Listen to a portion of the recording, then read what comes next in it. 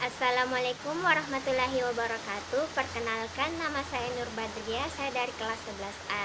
Hari ini saya akan mempresentasikan materi mengenai pil.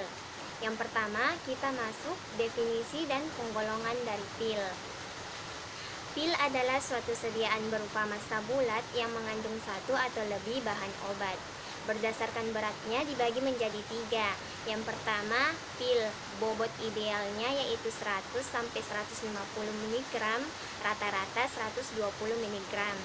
Yang kedua, boli, pil yang beratnya lebih besar dari 300 mg. Yang ketiga, granula, pil yang beratnya kurang dari atau sama dengan 30 mg. Perbedaan pil, boli, dan granula berdasarkan bobot beratnya. Yang pertama, bobot pil 100 mg sampai 500 mg itu menurut Farmakope Indonesia edisi 3. 100 mg sampai 300 mg itu menurut Nederland Farmakope 5 atau Farmakope Belanda. Yang kedua, bobot boli lebih besar dari 500 mg menurut Farmakope Indonesia edisi 3. Lebih besar dari 300 mg menurut Nederland Farmakope 5 atau Farmakope Belanda.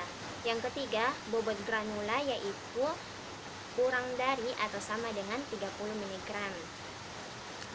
Materi selanjutnya yaitu komponen pembentuk pil atau bahan-bahan yang harus mutlak ada dalam proses pembuatan pil.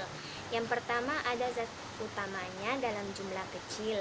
Yang kedua, zat pengisi, fungsinya untuk menambah massa atau memperbesar volume pil. Contohnya yaitu akar manis atau radix liquirite, SL, dan bolus alba. Yang ketiga, zat pengikat untuk melekatkan massa pil antara yang satu dengan yang lain. Contohnya yaitu PGS, PGA, teragakan, sukkus atau sari akar manis. Yang keempat, ada zat pembasah. Massa perlu dibasahi untuk dapat dibentuk. Contohnya gliserol, sirup, madu, dan aqua gliserol. Yang kelima, zat penabur. Setelah pil terbentuk, untuk mencegah sediaan pil yang satu dengan yang lain tidak melekat. Contohnya yaitu talkum dan likopodium. Zat penabur ini biasanya ditaburkan pada alat papan pil yang akan dibuat pil. Selanjutnya ada zat penyalut. Tujuan dari penyalutan ada 3. Yang pertama, untuk menutupi bau dan rasa yang tidak enak dari zatnya. Yang kedua, mencegah perubahan atau teroksidasi oleh udara. Yang ketiga, supaya pil tidak pecah di lambung karena zat aktif dapat mengiritasi lambung atau zat aktif dirusak oleh asam lambung. Contoh dari zat penyalut yaitu perak, balsem tolu, keratin, sirlak, collodium, salol, gelatin, dan gula. Selanjutnya, pemilihan bahan tambahan. Untuk pil dengan jumlah obat yang kecil, digunakan sari akar manis sebagai pengikat dengan jumlah 2 gram untuk 60 pil. Yang kedua, jika jumlah obat besar, kita tidak bebas dalam pemilihan zat pengisi dan pengikat. Di sini penggunaan pulvis propilulis yang paling cocok. Untuk bahan obat oksidator dipakai bolus alba sebagai pengisi.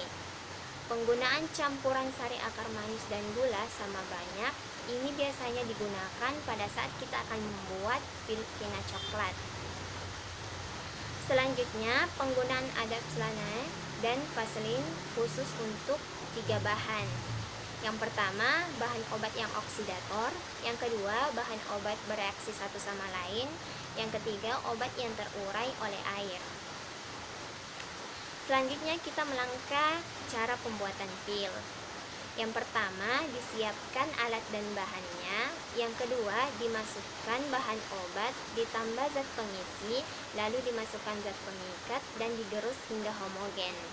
Yang ketiga, dimasukkan atau ditetesi zat pembasah sambil digerus dan ditekan sampai membentuk massa pil yang saling mengikat. Yang keempat, massa pil dibuat bentuk batang dengan cara digulungkan pada papan kayu yang datar, lalu dipotong dengan pisau pemotong yang ada di papan pil. Yang kelima, selanjutnya pil digelindingkan di atas papan pembulat pil sampai bulat. Yang keenam, gunakan zat penabur untuk menghindari melekatnya massa pil atau pin pada alat yang kita gunakan. Selanjutnya kita beralih pada materi, yaitu alat-alat dalam proses pembuatan pil. Alat yang pertama yaitu alat papan panjang. Memiliki dua fungsi, yang pertama untuk memanjangkan massa pil, yang kedua untuk memotong massa pil. Alat yang paling atas tersebut adalah alat untuk memanjangkan massa pil.